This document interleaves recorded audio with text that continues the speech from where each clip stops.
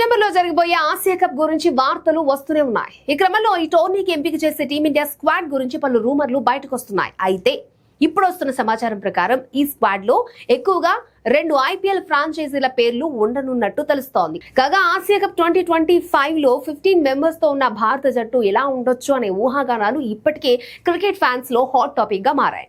ఇక సూర్యకుమార్ యాదవ్ ఈ టోర్నీకి కెప్టెన్ గా బాధ్యతలు స్వీకరించే ఛాన్స్ ఉందని తెలుస్తోంది. అయితే ఈ జట్టులో IPL జట్లైన ముంబై ఇండియన్స్ నుంచి 4, గుజరాత్ టైటాన్స్ నుంచి 5 చొప్పున ఆటగాళ్లు చోటు దక్కించుకునే అవకాశం ఉంది. అవును, ముంబై ఇండియన్స్ నుంచి కెప్టెన్ సూర్యకుమార్ యాదవ్, ఆల్రౌండర్ హార్దిక్ పాండ్యా, యువ బ్యాట్స్మెన్ తిలక్ వర్మ, అలాగే స్టార్ పేసర్ బుమ్రా ఉండనున్నారు. అదేవిధంగా Gujarat Titans captain Shubman Gill Asia cup 2025 జట్లో వైస్ కెప్టెన్ గా ఎంపికయ్యే ఛాన్స్ ఉందని వార్తలు వస్తున్నాయి.